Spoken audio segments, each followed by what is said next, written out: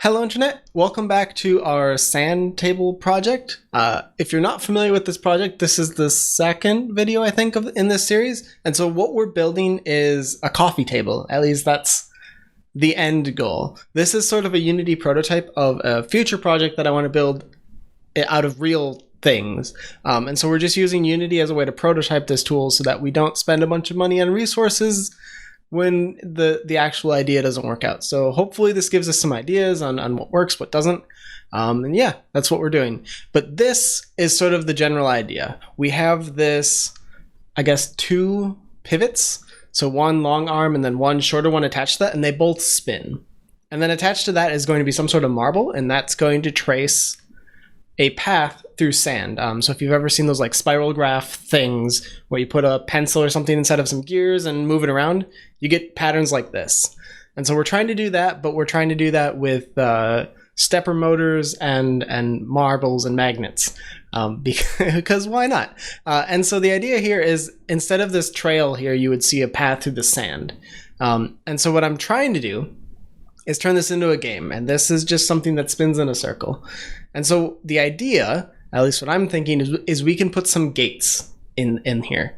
And that's what we're going to be working on right now.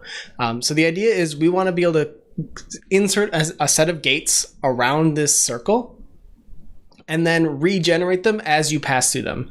And then the idea is you can modify the path of this to kind of navigate your way through those gates.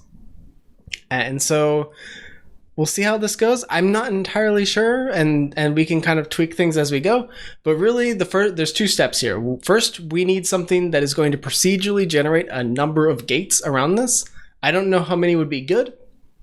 So we're going to make a tool that's going to be able to generate any number that we want, and then use that to kind of figure out what a good number actually is.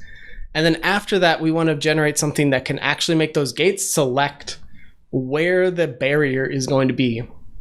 So effectively, this is just going to be a line, and there's going to be some sort of solid block somewhere along that. And that solid block needs to stop whatever is coming by. So we can stop this now. And so the first thing is, I feel like we're missing some. There we go. That's what's going on. So we have this game object out here. This is going to be our player, I guess. That's not really the best way to describe that, but this is going to be a capsule, I guess. And so this capsule is going to represent our player in the game. And so as we're looking, we'll see this sort of rounded top, and that's going to be where we actually are. It's not the easiest thing to see, but again, this is a prototype, so making it look good is just time that we're spending not making the actual thing. So let's make the actual thing if we're going to spend time on it. So anyway, we have this little representation. Now we know where the end is. And so we need two things. First, we need to be able to create a set of gates. And so for that, let's do a gate spawner, I guess. Don't really know what we're going to call this, but we're going to call it a gate spawner. And so that's going to have a public int number of gates, I guess. And we don't actually have like gate objects yet, so we're not gonna instantiate anything. We're not gonna do any of that. Stop. Instead, we're gonna do void on draw gizmos and use Unity's gizmos to kind of give us a little bit of some help on where these gates are going to end up. And then we can add graphics to make it a little bit more easy to understand when we're actually like play testing this. So we're going to have a number of gates, and we're going to need a radius. So public float radius, and so that radius is going to mark the center of the gates, is the idea. And then we'll have effectively just a line traced out from the center to wherever those are. For int I, where I is from 0 to the number of gates, we're just gonna calculate things. And effectively, we just need a rotation amount around whatever we're doing. And I don't remember how to calculate this, so we're going to pretend like Unity is giving us some help. Why isn't it giving us some help? That's weird. 1 sec. Maybe restarting will help. Maybe one of those errors was giving me more information than I thought. Stop because it depends on an unknown MS VS Code C# extension. Did we uninstall the C# extension? Hold on. We're taking a detour. C#. What's going on here? No, it's right there. I don't know what's going on, but okay. Something broke. Okay, that's fine. We'll ignore that and pretend like this is working, even though it's not. So gizmos.color. Okay, now it's working. Interesting. The gizmos.color, we're just going to set this equal to color.red. Red? Sure. Color doesn't really matter because, again, debugging stuff. But this will make it a little bit easier for us to see. And then we need to do some math f dot something. And so we need some sort of float that is going to be our angle. Is that what we want? And so, yeah, we can use sine and cosine. That'll work. So what we want is some sort of angle, which is going to be equal to I divided by the number of gates. This isn't going to work because we're dividing an integer by an integer, and in this case, number of gates, our I never goes above it. And what that ends up meaning is that we're going to get 0 divided by, say, 6. 0 divided by 6 is 0. 1 divided by 6 is also 0. And that's because integers truncate off all the floating point stuff. So you lose all of your fractions and they go away, and now we're just left with 0. So this isn't going to work. We're going to need to mark one of these as a float. It doesn't really matter which one, but it needs to be a float. And then the result of this will now be a floating point value instead of an integer. And that's going to actually save us from cutting all those values off. So this is going to give us a fraction between 0. So like the first, when I is equal to 0, we should get 0 here. If we have 4 values here, we should get 0.25, 0.5, and then 0.75, and those will be our 4 values. Once we have those, we should be able to do some other stuff with that. And so we can multiply this. If we wanted degrees, we could do 360 and get the number of degrees. I believe it doesn't say. Why doesn't it say? It would be so much easier if it just said. Okay. We're going to guess. And it'll be pretty easy to know if this is right or wrong. Because if we do 4 and we don't get 90-degree angles, then it's not right. And so we may need to change this to radians. That's what I was trying to check, but we can't for whatever reason. So we're going to create a new vector 3, and this is going to be our center point. And so vector 3 of our gate position is going to equal a new vector 3. We can just change it to a var because we're storing our value. We can do the same thing here. So var is just a automatically typed thing that's going to figure out what the type on the right side is and assign that to the type on the left side. Just prevents you from having to rewrite the same thing over and over again. So vector 3, we're going to do sine of our angle times, we can do the multiplication outside actually, and do, are we doing on the y-axis? I think we're on the z-axis. So we're going to do math f dot cosine of our angle here, and then multiply by the radius after we've generated this whole thing. And so that should give us a gate position that has the length, the magnitude of our radius, and should hopefully be in a circle. And then we just need to draw, do a gizmos dot draw line, ray, something. We're gonna, because we're making this up, I guess, is the nice way to put this. We can cheat, and so we can do gate position minus the gate position dot normalized, and draw it to the gate position plus the gate position dot normalized. This only works because we're working with circles. And then so what's happening here is I'm taking the center point, and then all of those lines are organized around some sort of they're effectively spokes on a wheel. And so because of that, they have a length. And what we're doing is we're just extending that vector along that length of the spoke in either direction by 1. And so this will draw a single line like this. We could just give it like vector 3.0 here, but we don't need to. This should work just fine. This also assumes that we're at 0, 0. If we're not, it's not going to work, but that should be fine. We could add our current position to this gate position. So we could do gate position plus vector 3 dot, or this dot transform or something. But if we did that, this little hack wouldn't work. And again, we're not really writing this to be super correct. We're writing this to demonstrate something to ourselves and kind of give us a playground to play with things more cheaply than if we built it. So cutting corners is actually probably a good thing here, as long as we cut corners only enough for us to not go a little bit insane. So this should draw our gizmos. We can remove those for now.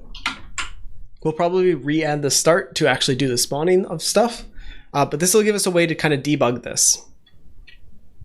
And now we should be able to just start this. And let's create a gate controller object. So gate controller, and put it at 0, 0, 0. Gate spawner will attach our gizmo there. And we get nothing because our number of gates is wrong. We need 4 gates, and we need the radius to be 10. I don't actually know what the correct thing is. Ooh. All right, we're definitely supposed to be using radians because these should be at 90-degree angles, and they're not. So that's wrong, but that's all right. We're learning things. And then 10 doesn't seem right. I think we're at 15. No, it should actually, never mind. Sorry, the 10 should align with the pivot point of this center thing, because that will be the center of the gates, because that's what the actual like player is spinning around. So that looks correct. 10 is correct. We just need to not have this be 360. It needs to be 2 times mathf dot pi. There we go. No, pi. There we go. All right. Autocorrect didn't quite work out there, but this should give us right angles. And so you can see they actually align right on the parts of our grid. So this looks more correct. And we should be able to just increase this number of gates and get equally spaced gates, as many as we want. So there's 800, probably too many. I think I was thinking somewhere between like 4 and 8. I feel like 8 is probably too many, but 4 might be too few.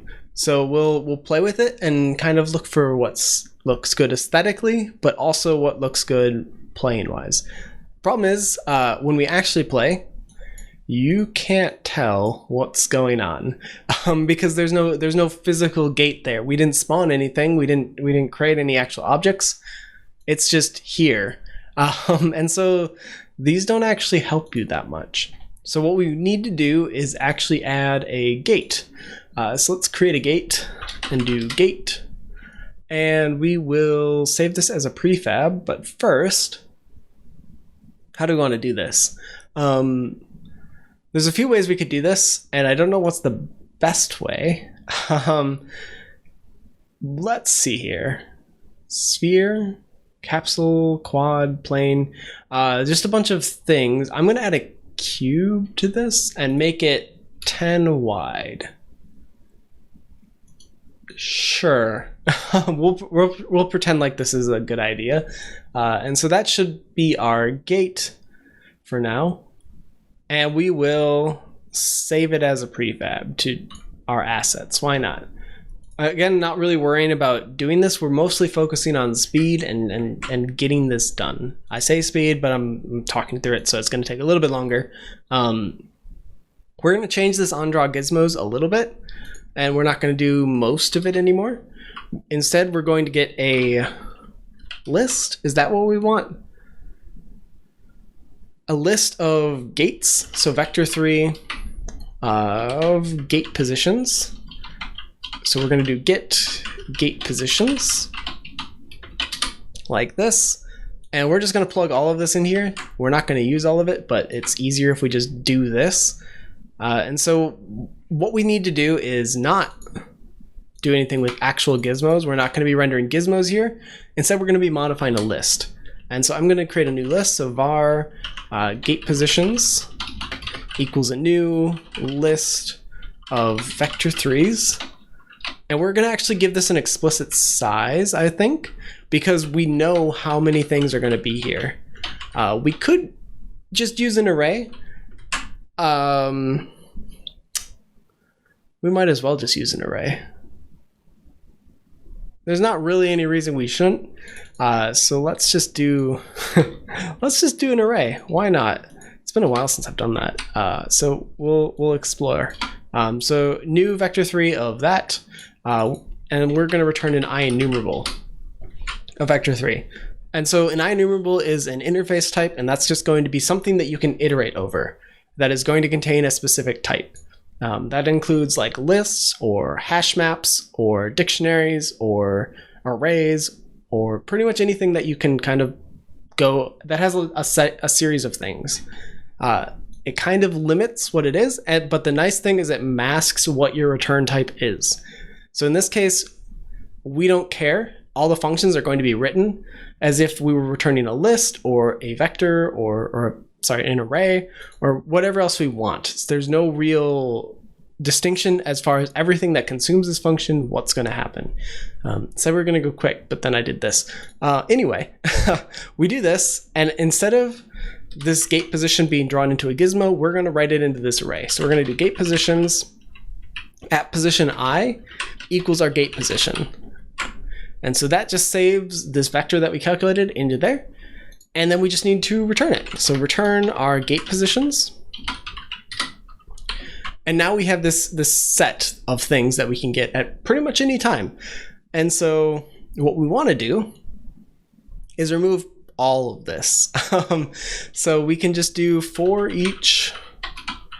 Let's grab it first. So var positions equals get gate position. Yeah. Okay. The typing struggles continue. Let's do gate positions and rename those functions. That's F2 on the keyboard in Visual Studio Code. And so it renamed both of these functions. So we added an S, so it makes a little bit more sense. And then we don't want to do any of that anymore. We want to do a for each var position in our positions. And so we're going to do that. And we just can take everything in here and do things a little bit differently. So we're just going to do this. And so instead of doing gate position now, we're just going to use pause or the position like that. And so that actually gets it onto our screen, which makes it a little bit nicer. And we can delete all of that. So a little bit of abstraction stuff, but the reason we did this is because we're not just going to use that here. We're going to use it in our start method as well. So public void start. Don't really need to call that public, but we're going to do it. And we're going to do the same thing with some exceptions. First, we need a quaternion. So we need to know the rotation of the gate. This won't be required for our actual thing, but we're going to need it here. So this is going to be a rotation equals a new, not a new. We don't want to deal with instantiating quaternions themselves. That's a little bit more work than I want to deal with. Instead, we are going to do an angle axis. Is that what we want? I don't think that's what we want. I was going to do an angle axis, and we could just plug in the rotation of our from down below. I don't think we want that. We can do a look rotation instead, I think. And so in this case, we're going to give it the forward vector, which is just going to be the position, and the up vector, which is going to be vector3.up. And so that's just an up vector, and we'll get, I think this is doing something, but we're going to get a quaternion that looks in a specific direction with a specific up vector. And so that should get us our gates to spawn in a relatively correct way, I think. If it doesn't work, then we'll figure that out. I'm going to replace this with var again, just because. And we should be good. So we have a rotation, and now we just need to create the thing. And so we can do an instantiation of our gate at the position with the rotation we just calculated. And that should be all we need. We need to call this gate, and we need to actually define that. So public game object gate. There we go. And so that is our gate instance that we're going to be spawning. And there we go. That should be everything we need. I'm not going to track these. We'll let them handle all of this stuff, and we'll see what happens. We're going to make this really janky because I want to make it janky. And so we'll see how jank it gets. Hopefully not too much, but we should get 8 gates. Their rotation is wrong. But you get the idea, right? So we get the 8 gates spawned in. They are spawned in at the wrong direction. We could fix that in 2 ways. We could change our gate prefab and rotate this cube by 90 degrees. Or we could come in here and add a cross product to the rotation for the forward vector. We probably don't want to do the cross product because that seems like extra work. And this is 1 line, so we're just gonna do that. But cross products are the this thing, right hand rule or left hand rule depending on what you're using. But in Unity, I believe it's the right hand rule. And so what that means is if you do this with your fingers, you're going to have a forward vector, a right, or in this case left vector, and then you're going to have an up vector. And so if you give it 2 of these, you'll get the third. And so that's sort of how this ends up working. So in this case, if we wanted to rotate it, we have 2 vectors. We have the up and the forward, and we want that third vector to be the actual forward. And so we could provide the 2 we know to the cross product and get the 1 we don't. All right, that should be good. We should have gates now, and they should actually align with the thing we want. Neat. So now we have these. They're a little bit big, so we're going to shrink them down because that's too big. So 0.2, 0.2, and we're just going to apply that. Sorry if I'm squinting. My light got really bright, and my glasses aren't cleaned, so I can't see the top right of my screen, but it's fine. I said that last video too, and I have done nothing to fix it, so it's probably my fault at this point. All right, so we have this done. This works, and it looks kind of cool. We get this fancy figure 8. So we have gates. Now we just need barriers. So I think there's 2 things I want to do. First, we're going to just add a gate here. We don't really need to look at it, but we're going to. And we need a barrier. Sure, we're going to add a barrier. And we'll just call this the barrier. And we'll make it 3 wide.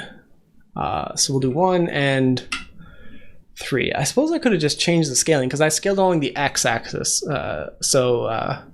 We actually didn't need to rotate this. Let's do this, 0.2 and 10. There, that's much better. Then we don't need this rotation. Cool, all right. So we have this barrier. We're gonna move this along the Z axis, I guess. And so that's gonna be sort of what blocks you. And so to do that, I think we're gonna use triggers because I think that makes sense. It might not make sense, but we're gonna pretend like it makes sense. And so I think what we want is we're gonna want 2 triggers. 1 to cover the whole thing, and then 1 to cover the barrier. And so the idea is if it hits the barrier trigger, then you lose, and it displays, it's just gonna print something out to the console because I don't want you to actually like lose. And then if you hit the other thing, it's going to recalculate where the barrier should be. And so after some delay, it's going to move that somewhere else. I don't really know how we're going to do that yet, but we're gonna figure it out. So to do this, I'm going to just add, do we want to add triggers? Do triggers make sense? So the problem with doing the triggers is if I use triggers, the problem we run into is we're doing like loops. So if I apply this quick and just disable it. So the problem we're going to run into is if I crank this up, we go through the same gate multiple times. And that's a problem because we would go through it once and then decide we wanted to redo it, and then we go through it again. Like so here, we went through this gate 3 times, and that isn't what we want. Because if we do that, we're gonna move this gate after going through it the first time, and that's gonna be really hard to dodge. So I think we want some sort of delay. Maybe if this big arm is like on the other side, it can move them or something. I think that makes the most sense. So we're gonna have that happen. We'll figure out what that means. Maybe we can do that now, and then we'll do the rest of it afterwards. I think that makes more sense. So we're gonna have our barrier just be at 0, and it's we're gonna do 4 wide because it's slightly harder, but also because it's a nice even number, and then our math gets easier. I know it's silly, but we're gonna do it. So we're gonna have a gate behavior. Naming is never the best thing that I do. So we're gonna have public vector3 left hand side and public vector3 right hand side. This probably isn't the right way to do this, but we're gonna try it. And so the idea is we're gonna lerp between these two. We're gonna calculate a random number between 0 and 1, and we're just gonna figure out a value somewhere in between these two, and that's where the gate's gonna be. I'm planning on using LEDs for these, so that actually isn't gonna work out, but we can just like create steps to simulate that. So that should be fine for figuring out where the gate should go. We need a public bool relocate gate and public vector3 target gate location. I'll explain this shortly. Public float gate move speed, and we'll see. This really isn't required. This is just because I like doing this. We're gonna have it slowly lerp to wherever it needs to be, and that just makes me happier. So there's no actual practical reason to do that. And then we are going to track public. How are we going to do this? We're going to track the rotation of the main pendulum, main joint, I guess. Transform tracked. That's not going to be easy because we need some way to programmatically figure out what that is. So we have this fixed rotator. That's not going to work because there's 2 of them. We can find it by name because, yeah, main rotation. Sure. This is getting less nice. But the idea is we need to look that up. So public transform tracked. I'm going to make this private. Public string tracked name. And so we're going to find an object named whatever this is and assign it to this tracked transform. And we can do that in the start. So game object dot find game object with tag. This might be harder than I want. I guess we can do this. I think this works. So I've never actually like designed something like this, which is part of the reason why I'm doing this, because I'm kind of curious. I don't think this is very performant. I don't think you should actually do this. but I think you can do this. So we're gonna get away with it if we can. So we're gonna find a game object named whatever our track name is. We're gonna grab its transform and assign it to the tracked thing. And then for all of these, we need to say the target gate location equals a mathf.lerp of something to something. This is gonna lerp floats. We want a vector3.lerp between our left hand side and our right hand side with a random something. Random value. There we go. That should give us a value between 0 and 1, and we'll get a random thing. I'm going to extract this into a function just so it's a little bit easier.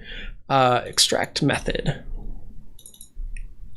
We're going to call this, not that, we're going to hit F2 again to do our rename and just do update target gate location. And there's another thing that I want to do here, and that is going to be to set our relocate gate equal to false. And so I'm going to use this relocate gate flag to say you should relocate the gate and move it somewhere else. And then if it's false, we're not going to do that. Because we're starting, we always want to.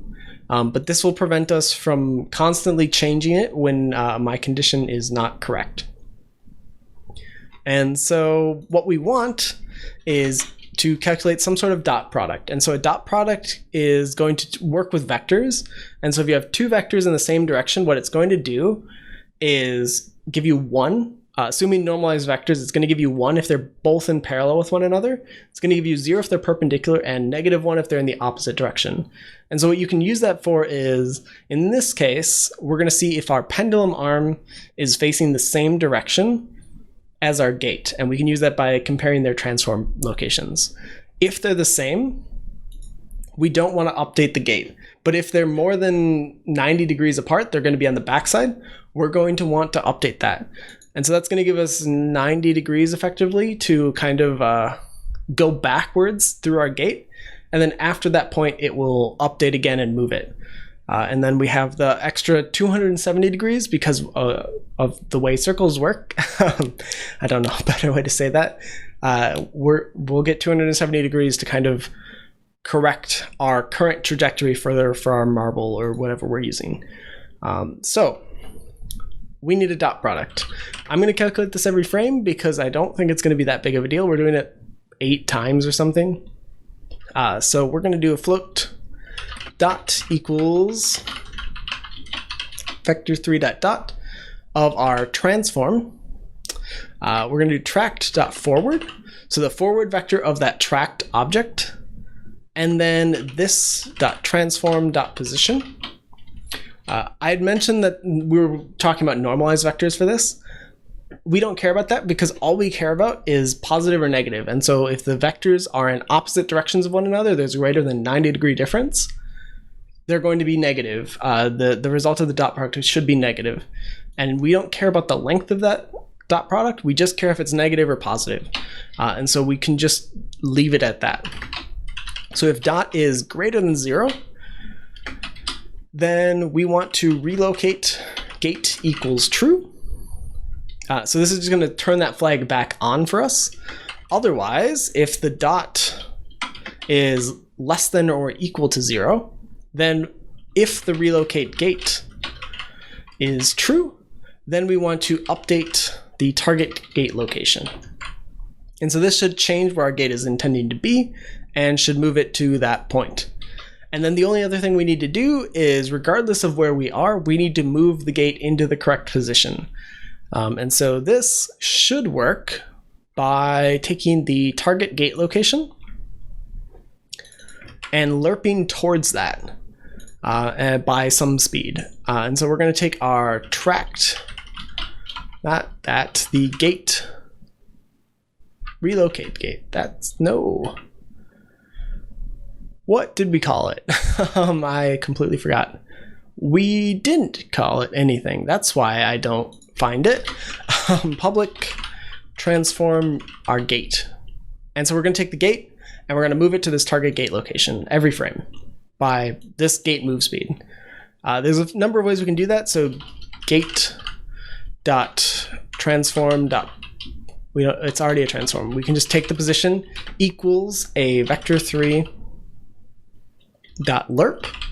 Or we can have a move towards. Move towards is going to give us a linear movement towards a specific point, but lerp will give us a little bit of a nicer curve. The math isn't quite right if you actually like go into it, but it's close enough that this actually typically works out. And so the way this works is you give it the current position, and then you give it the target position as the second value. And so in this case, we have target gate location. And then we just need to lerp towards that over some delta time. So this is going to be a really small number, which means we're going to be pretty close to this position, but we're going to be closer and closer towards the target gate location every time.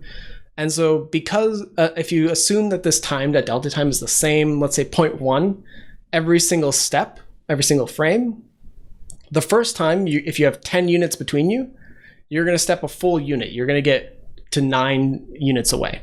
And then the next time it's going to be 0.9 because you still are moving that 0.1 forward in time, but the distance has shrunk. So you're actually going to move slightly less. And so it's going to give you this nice lerp. Well, you'll move fast if you're further away, and then we'll slowly move into position as you get closer. Like I said, the math is not quite right there, but it visually it tends to work out. Unless you need it to be exact, it's usually fine. So we're gonna leave that. Vector3.lerp, that should be good.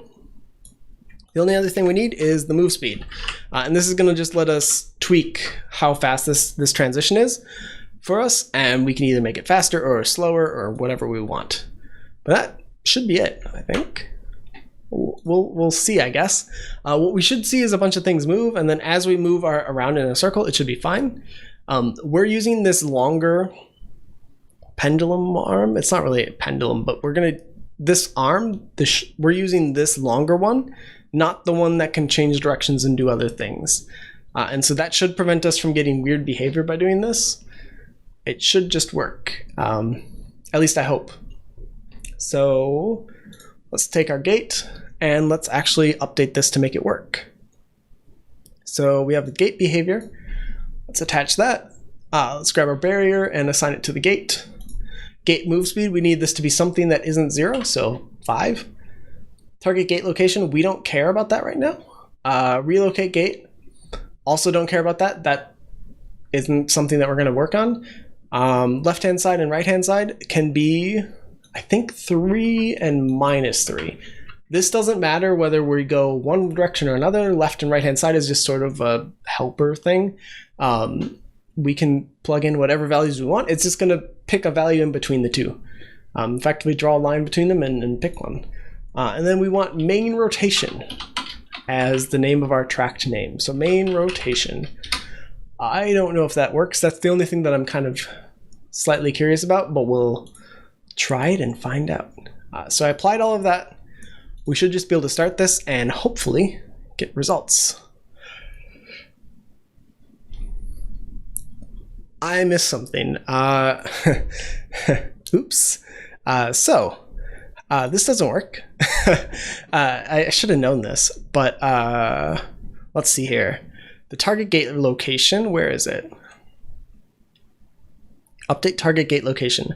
We're updating the position. We want to update the local position relative to everything. So it's instead of manipulating it in world space, we're going to manipulate it in object space. And so that should prevent it from doing what it did there and just clumping around 0, 0. If we hadn't done that, we would have gotten what we got. But this, also isn't right. Why not? What did I do? And why are they all at? Huh. I didn't expect this. This is actually kind of weird. Oh, why are they? They're super negative. This one's at minus at 200. Why? Target gate location. Okay. I did something wrong. What did I do wrong? Time to delta time. That should be fine. The dot product is just used to figure out that. Update target gate location.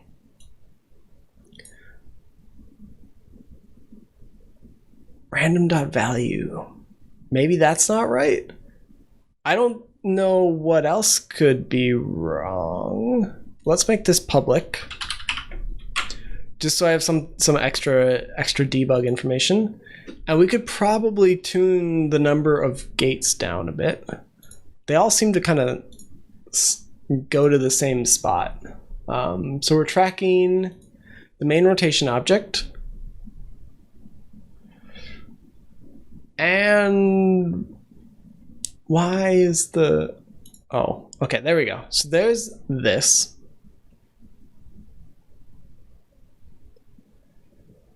Why isn't this working? What have I done? So we have our left-hand side, our right-hand side. Our gate move speed, the gate. We're moving things in local space, which should be fine. No, why did we change the X? Okay, something is causing these values to not be right. And I don't know what.